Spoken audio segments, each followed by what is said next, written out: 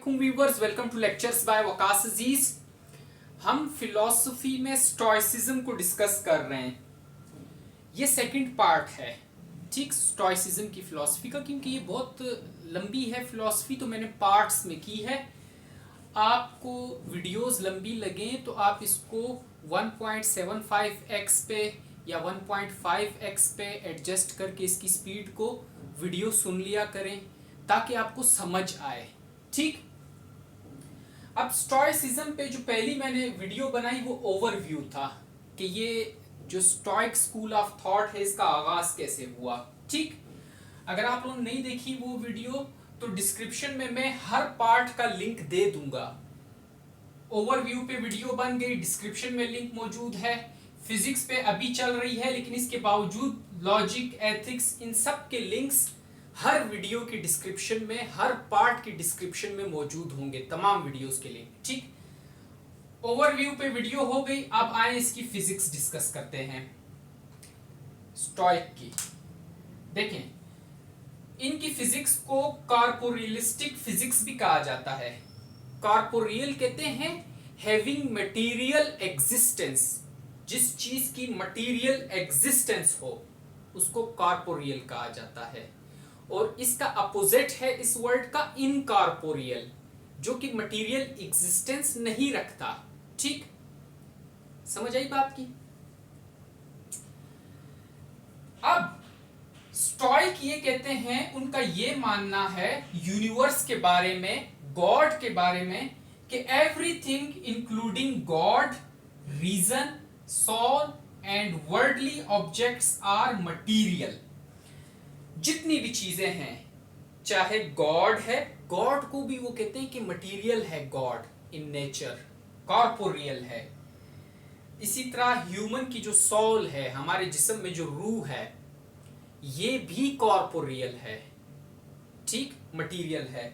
इसी तरह रीजन जो है, हमारा माइंड के अंदर जो रीजन है, हम रीजन करते हैं चीजों को, ये भी कॉर्पोरियल है, मटीरियल है। और उसके अलावा जितनी भी वर्ल्डली ऑब्जेक्ट्स हैं, सब की सब मटीरियल हैं।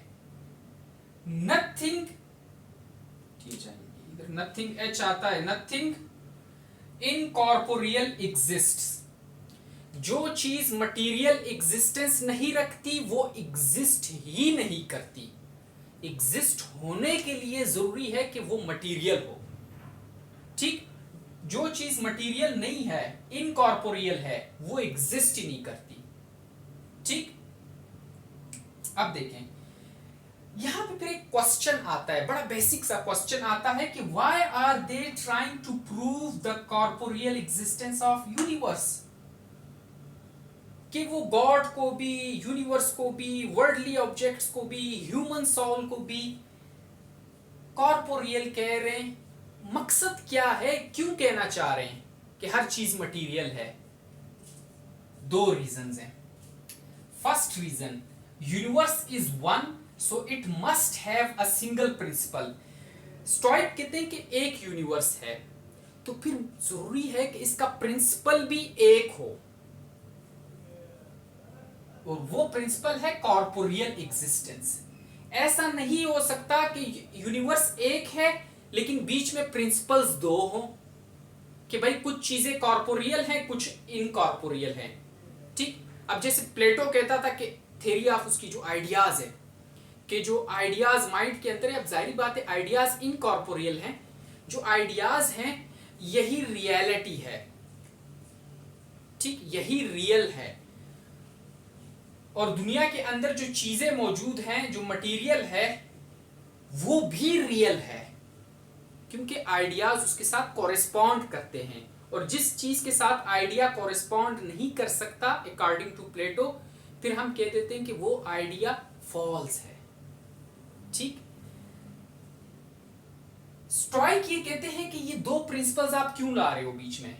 कुछ चीजों को कॉर्पोरियल कर रहे हो, कुछ को इनकॉर्पोरियल कर रहे हो, क्यों? अगर यूनिवर्स एक है तो उसका प्रिंसिपल भी एक हो, कॉर्पोरियल, ठीक, कॉर्पोरियल एग्जिस्टेंस। सेकंड इसका प्रिंसिपल देखें, इसी बात की एक्सटेंशन, पहली बात की, और इस क्वेश्चन का answer, body and soul plus God and world are pairs which act and react upon one another.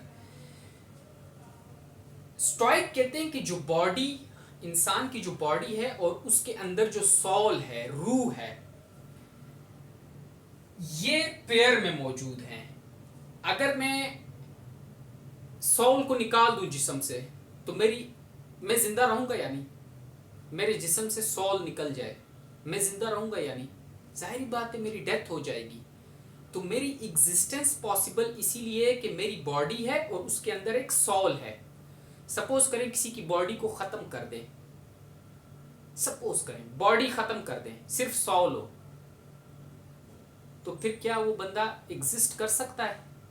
नहीं कर सकता। ठीक, तो बॉडी और जो सोल की पेयरिंग है, इसी तरह गॉड की दुनिया के साथ पेयरिंग है सारे मटेरियल, बॉडी भी मटेरियल है, सोल भी मटेरियल है, गॉड भी मटेरियल है, वर्ल्ड भी मटेरियल है। लेकिन ये जो पेयरिंग है बॉडी की सोल के साथ, रूह की जिस्म के साथ और गॉड की वर्ल्ड के साथ, जिसकी वजह से ये एक दूसरे पे एक्ट कर सकते हैं और रिएक्ट कर सकते हैं। ठीक, एग्जाम्पल देखें, ये बात आपको समझ आ जाएगी। पहले ह्यूमन सोल की और बॉडी की बात करते हैं, क्योंकि ये जो गॉड का और वर्ल्ड का जो पेयरिंग है, ये चीज ये हम डिटेल में डिस्कस करेंगे। यहां से ऐसे ये डिटेल में डिस्कस करेंगे। पहले ये ह्यूमन बॉडी और ह्यूमन सोल की पेयरिंग को समझें। एग्जाम्पल देखें, soul produces movement in body. Soul की वजह से बॉडी के अंदर मूवमेंट आती है, and body produces thoughts in soul, और बॉडी उसके रिजल्ट में थॉट्स प्रोड्यूस करती है सोल के अंदर। एक बात यहां पे याद रखें कि कुछ फिलोसफर्स माइंड और सोल को एक मानते हैं, अलग अलग नहीं कहते, एक ही मानते हैं। इसलिए इन्होंने कहा है कि सोल किधर गया, थॉट्स इन सोल। ठीक, तो माइंड और रूह जो है सोल, इसको एक मानते हैं। ठीक, अब समझ आई इस बात की कि सोल जो है बॉडी के अंदर मूवमेंट प्रोड्यूस करती है और बॉडी सोल के अंदर थॉट्स प्रोड्यूस करती है। ये पेयरिंग स्टैब्लिश है। ठीक, such pairing would be impossible if both were not of the same substance. ये पेयरिंग के ह्यूमन सोल और ह्यूमन बॉडी के, सोल जो है बॉडी के अंदर मूवमेंट लाए और बॉडी जो है सोल के अंदर थॉट्स लाए, ये पेयरिंग इम्पॉसिबल होती अगर ये दोनों सेम सब्सटेंस के ना होते। सोल और बॉडी अगर ये एक सब्सटेंस के ना होना तो फिर ये पेयरिंग बन ही नहीं सकती। अब वो एक सब्सटेंस क्या होगा कि ये दोनों मटेरियल है। ठीक, समझ आई यहां तक बात की कि दोनों मटेरियल हैं। ये जो क्वेश्चन का आंसर था कि वो कॉर्पोरियल एग्जिस्टेंस को क्यों प्रूव करना चाह रहे हैं, दोनों मटेरियल हैं जिसकी वजह से पेयरिंग बन सकती है। इसी तरह गॉड और वर्ल्ड की पेयरिंग भी बन सकती है, और उसका रीजन भी यही है कि दोनों मटेरियल हैं। लेकिन हम थोड़ा सा उसको डिटेल में देखेंगे। ठीक, यहां तक बात समझ आई। Such pairing would be impossible if both were not of the same substance. Corporeal can not act upon incorporeal and vice versa. Vice versa, इसी बात को उलट करो। Corporeal can not act upon incorporeal, vice versa, and incorporeal can not act upon corporeal. जो material चीज है वो जाहिरी बात है किसी चीज पे जब एक्ट करेगी तो जरूरी है कि उस साइड पे भी कोई मटेरियल चीज हो। अगर वहां पे कोई इममटेरियल है, एग्जिस्ट ही नहीं कर रहा, तो मटेरियल चीज कैसे उस पे एक्ट कर सकती है? कॉमन सेंस की बात है ना। एग्जांपल मैंने लिखी हुई है हैमर की, हथौड़ा जो होता है।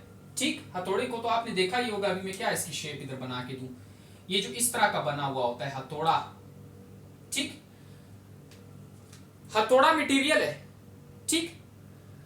अब हथौड़ा को आप किसी चीज पे मारोगे तो जाहिर बात है जिस चीज पे मार रहे हो, जिस चीज पे आप एक्ट कर रहे हो, वो चीज भी तो मटेरियल होनी चाहिए। अगर कहीं पे इमटेरियल कुछ है ही नहीं, इनकॉर्पोरियल है, मटेरियल है ही नहीं, एग्जिस्ट ही नहीं कर रहा, तो हथौड़ा किस चीज पे मारोगे? ठीक। तो जरूरी है हथौड़े के लिए कि जब आप उसे किसी चीज पे मारो तो दूसरी चीज मटेरियल हो।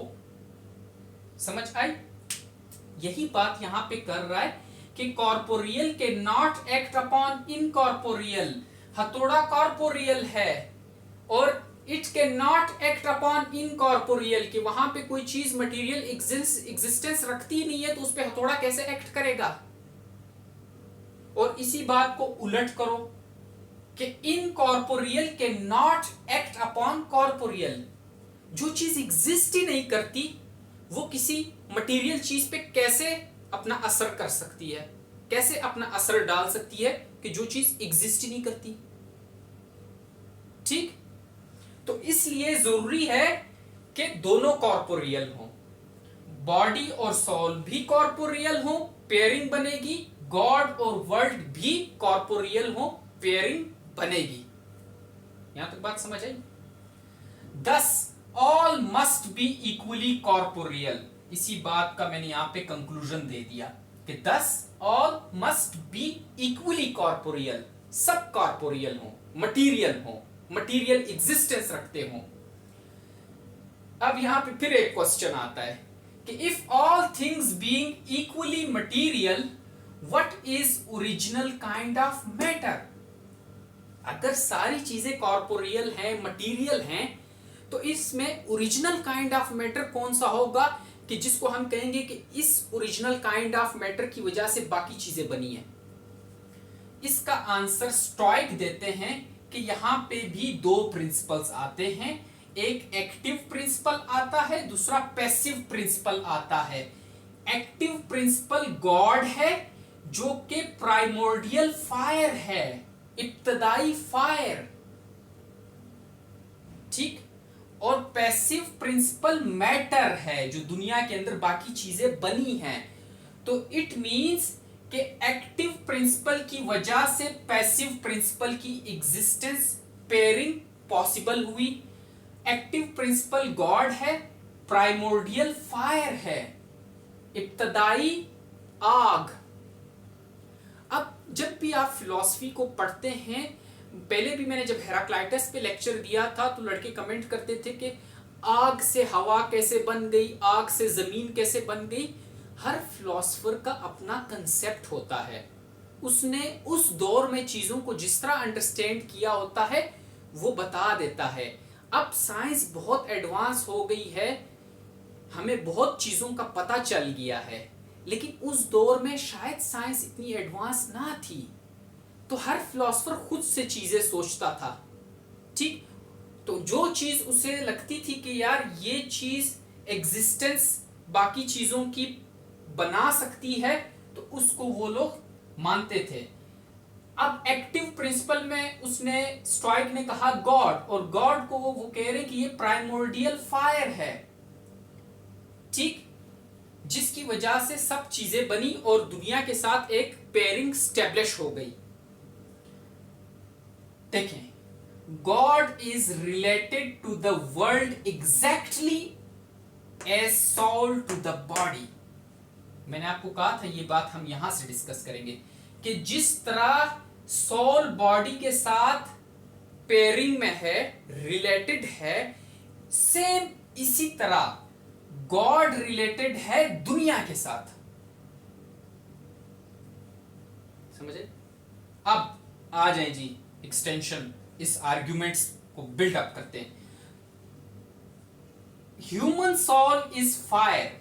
सबसे पहले वो इंसान की बात करता है, स्टोइक जो स्कूल ऑफ थॉट है। Human soul is fire which comes from divine fire. हमारे अंदर जो रूह है ये फायर है और मटेरियल है, फायर भी मटेरियल है अकॉर्डिंग टू जीनो, जो स्टोइक स्कूल ऑफ थॉट है, कि हमारे अंदर जो रूह है, सोल है,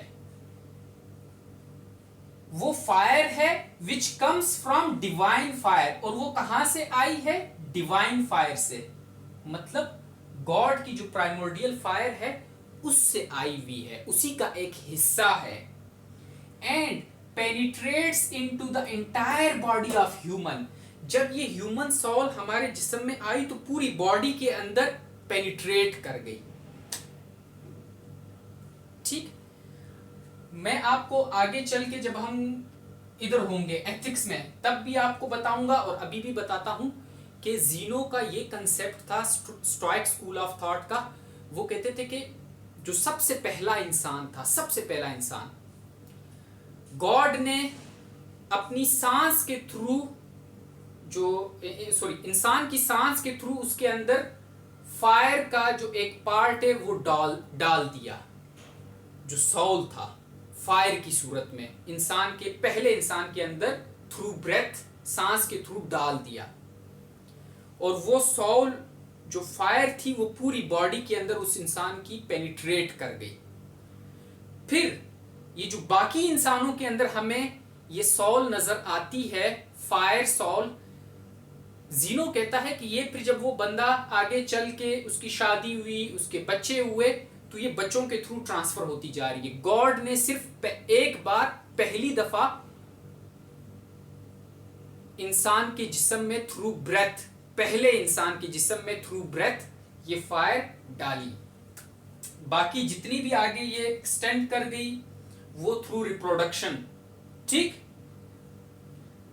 अब इस बात को मजीद में एक एग्जांपल से आपको क्लियर करना चाहता हूं कि human soul is fire which comes from divine fire and penetrates into the entire body of human.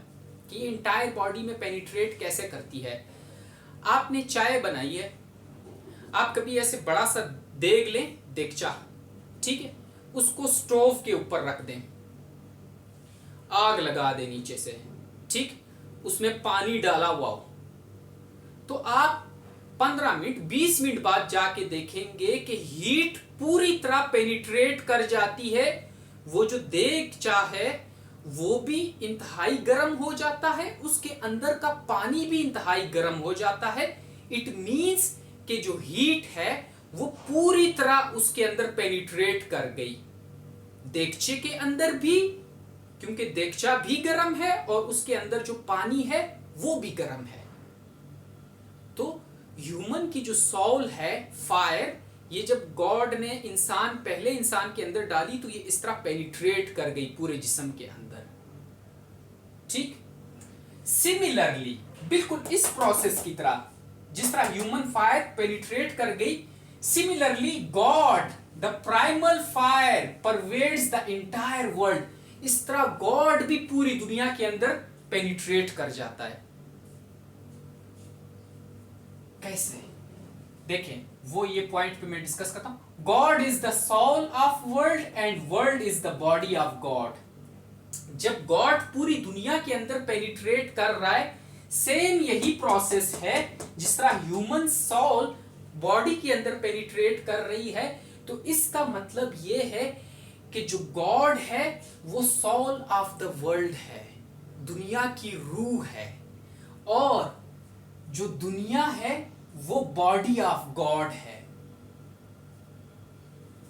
समझ आई बात की? अब ये बातें आप लोगों को कंफ्यूज कर रही हैं, लेकिन मैंने आपको पहले भी कहा, हर फिलोसोफर का अपना एक तरीका है यूनिवर्स को देखने का, एग्जिस्टेंस ऑफ गॉड को देखने का, relation of God to universe इसको देखने का। ठीक, तो इसमें कंफ्यूज ना हो, हर फिलोसोफर की अपनी फिलॉसफी है। ठीक, ऑल्दो कि हमें ये बातें थोड़ी डिफरेंट लग रही होती हैं कि सोल को फायर कह रहा है, पेनिट्रेशन की बात कर रहा है, लेकिन हर फिलोसोफर अपने तरीके से इंटरप्रेट करता है। ठीक, God is the soul of world and world is the body of God. ठीक, अब ये बात, मजीद दो ऐसे पॉइंट्स हैं जिसकी वजह से जो जीनो है, स्टोइक स्कूल ऑफ थॉट वाले हैं, वो इसको अपने आर्ग्यूमेंट को स्ट्रेंथन करते हैं कि God is the soul of world and world is the body of God. दो पॉइंट्स हैं। पहला, जीनो कहता है कि दुनिया के अंदर हमें डिजाइन नजर आता है, पर्पस नजर आता है, हार्मनी नजर आती है, ब्यूटी नजर आती है। अब ये खुद से तो नहीं आ सकती कि दुनिया के अंदर डिजाइन भी है, पर्पस भी है, हार्मनी भी है, ब्यूटी भी है, खुद से तो नहीं आ सकती। दूसरी बात, no lawlessness in the universe. Universe के अंदर हमें लॉलेसनेस नजर नहीं आती कि कोई लॉ है ही नहीं, universal law, which means natural laws governing universe have rigorous necessity of cause and effect। कि जो लॉज, नेचुरल लॉज दुनिया को गवर्न कर रहे हैं, क्योंकि दुनिया के अंदर लॉलेसनेस तो नहीं है, विच मीन्स के नेचुरल लॉज तो हैं, और वो नेचुरल लॉज जब दुनिया को, यूनिवर्स को गवर्न कर रहे हैं, तो उसके अंदर एक फैक्टर है, नेसेसरी फैक्टर है कॉज एंड इफेक्ट का। ठीक है, कॉज है, फिर लाजमी है कि उसका इफेक्ट होगा, फिर वो इफेक्ट कॉज बनेगी, फिर उसका आगे चल के इफेक्ट होगा। ये नेचुरल लॉज हमारे चल रहे हैं, ठीक, यूनिवर्स के अंदर। अब ये दो ऐसे रीजंस हैं जिसकी वजह से हम ये कह सकते हैं, जीनो कह रहा है कि God is absolute reason. God, दुनिया के साथ उसकी पेयरिंग कैसी है?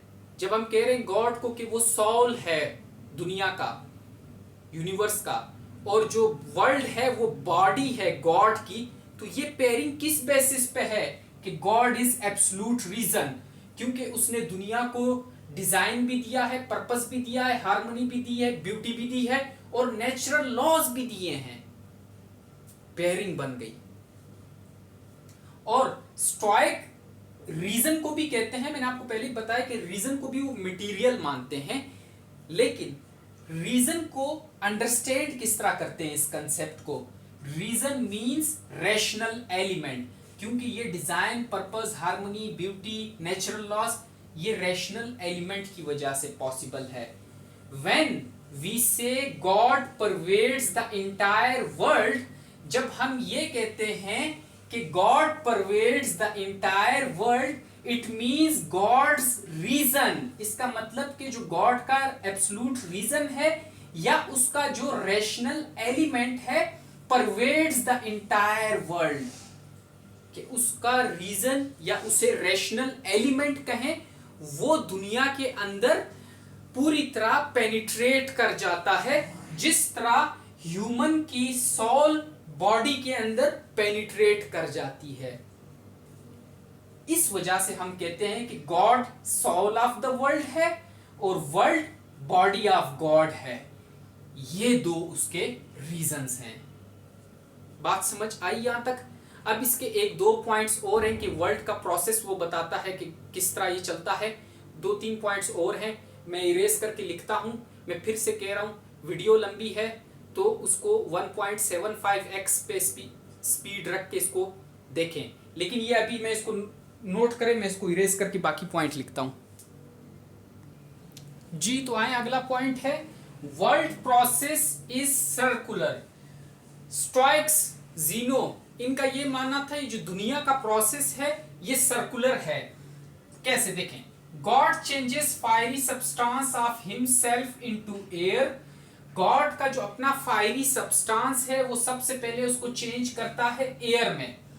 अब लड़के कमेंट कर देते हैं कि फायर एयर में कैसे कन्वर्ट हो रही है, ठीक? तो मैं वही बात कह रहा हूं आप लोगों को, पहले भी मैंने कहा कि ये हर फिलोसोफर का अपना कंसेप्ट है।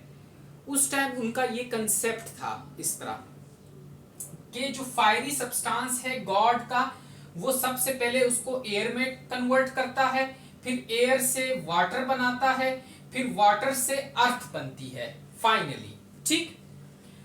When the world will end, जब ये दुनिया खत्म होगी, all things again return to primal fire, तो ये सारी चीजें वापस दोबारा से प्राइमल फायर, जो गॉड की फायर है, वापस वहीं पे चली जाएंगी, ठीक? God will then again form a new world। एक दुनिया बनाई, खत्म हो गई, वापस सारा चला गया प्राइमल फायर के पास, फिर गॉड दूसरी नई दुनिया बनाएगा, new world, which will be identical to the previous world, और ये वर्ल्ड जो प्रीवियस वर्ल्ड है उससे बिल्कुल आइडेंटिकल होगी। गॉड ने यही प्रोसेस हुआ, फायर, ठीक है, फायर से एयर बना, ठीक, फिर इस तरह आ गए, वाटर बना, फिर अर्थ बना, दुनिया बन गई, ठीक। यहां पे प्राइमल फायर समझे मौजूद है गॉड की, ठीक। अब जब ये दुनिया खत्म होगी, ये सब कुछ खत्म हो जाएगा, तो ये सारी चीजें वापस रिटर्न कर जाएंगी प्राइमल फायर को। फिर गॉड दोबारा से एक नई दुनिया बनाएगा, फिर वो खत्म कर जाएगी, उसका भी सारा मटेरियल वापस चला जाएगा, फिर एक नई दुनिया बनाएगा। And this process will go on for ever, this process will go on for ever, चलता रहेगा हमेशा। इसलिए वो कहते हैं स्टोइक की वर्ल्ड प्रोसेस इज सर्कुलर, ठीक। अब इन्होंने एक कंसेप्ट दिया है न्यूमा का, ठीक। न्यूमा क्या है, इन्होंने क्लासिफिकेशन की हुई है, क्योंकि इंसान हैं, एनिमल्स हैं, प्लांट्स हैं, ठीक, उसके अलावा जो अदर ऑब्जेक्ट्स हैं, क्लासिफिकेशन की है। कैसे देखें, उस क्लासिफिकेशन को न्यूमा कहते हैं। ह्यूमंस सबसे ऊपर है। क्यों ऊपर है? क्योंकि ह्यूमंस रीजन पोजेस करते हैं। हमने जब डिस्कस किया था, मैंने कहा था आप लोगों को कि गॉड ने अपनी फायर, सबसे पहले ह्यूमन साउल की जो फायर है वो गॉड का एक पार्ट है, हमारे जिस्म में आया। अब ह्यूमन साउल से मुराद उस टाइम लोग ये लेते थे कि रूह और माइंड एक चीज है, विच मीन्स कि हमारा जो रीजन है वो गॉड की तरफ से हमें उसका एक पार्ट मिला है। तो इसलिए ह्यूमन सबसे ऊपर है, क्योंकि उनके अंदर रीजन है, और वो इस कैटेगरी को जीनो कहता है लोगस, क्योंकि ये रीजन पोजेस करते हैं, ठीक। फिर उसके बाद एनिमल्स आते हैं। अब animals as such rational beings तो नहीं है, लेकिन थोड़ी बहुत उन्हें कॉग्निटिव एबिलिटीज हैं, उन्हें पता चलता है कि उन्हें किस चीज से डर लग रहा है, किस तरह बिहेव करना है। जानवरों को आपने देखा होगा, बिल्ली, कुत्ता, किस तरह बिहेव करते हैं। उन्हें अब उनके अंदर कंप्लीट रीजन नहीं है, लेकिन फिर भी वो बिहेव कर रहे हैं, तो उन्हें जीनो कहता है ये सूची है। थर्ड नंबर पे प्लांट्स आते हैं, जो कि मूवमेंट तो एक ही जगह पे हैं, लेकिन अपवर्ड मूवमेंट है, एक जगह से दूसरी जगह मूव नहीं कर सकते प्लांट्स, ठीक। और प्लांट्स की जो कॉग्निटिव एबिलिटीज हैं वो एनिमल से भी कम है, तो फ्यूसिस उसको कहा गया। फिर उससे एंड पे, सबसे एंड पे आते हैं इन एनिमेट ऑब्जेक्ट्स, जो बिल्कुल नॉन लिविंग हैं, जैसे आयरन हो गया, स्टोन्स हो गए, ठीक। इन्हें हेक्सिस कहा जाता है जीनो के मुताबिक। अब ह्यूमन साउल की मैंने बात की कि ह्यूमन साउल फायर है, थोड़ा सा मैं उसी बात को एक्सप्लेन करता हूं, आपको वर्डिंग मिल जाएगी। ह्यूमन साउल फायर है, पार्ट ऑफ डिवाइन फायर है, proceeds into man from God, God से आई है, but the soul of each individual does not come direct from God. लेकिन ये नहीं कि हर इंडिविजुअल की सोल डायरेक्टली गॉड से आई है, बल्कि गॉड ने divine fire was first breath into the first man, जो पहला इंसान था, डिवाइन फायर गॉड ने उसके अंदर सांस के थ्रू फायर को डाल दिया। कौन सी फायर? सोल की फायर। सोल जो फायर है और पार्ट ऑफ डिवाइन फायर है, पहली बार फर्स्ट मैन के अंदर डाला। देयर आफ्टर, उसके बाद passes from parent to child, जो रिप्रोडक्शन का आम प्रोसेस है, उसी से पेरेंट से चाइल्ड के अंदर यही सोल फायर मूव ऑन करती है। After death all souls will return to God, जितनी भी सोल्स हैं वापस गॉड के पास, प्राइमल फायर के पास चली जाएंगी। जैसे हमने वर्ल्ड का प्रोसेस देखा, इस तरह जितनी भी सोल्स हैं आफ्टर डेथ वो सारी चली जाती हैं प्राइमल फायर के पास, जो गॉड की फायर है, ठीक। ये क्लियर है। अब इसके बाद हम करेंगे लॉजिक। चलें, थैंक यू, अल्लाह हाफिज।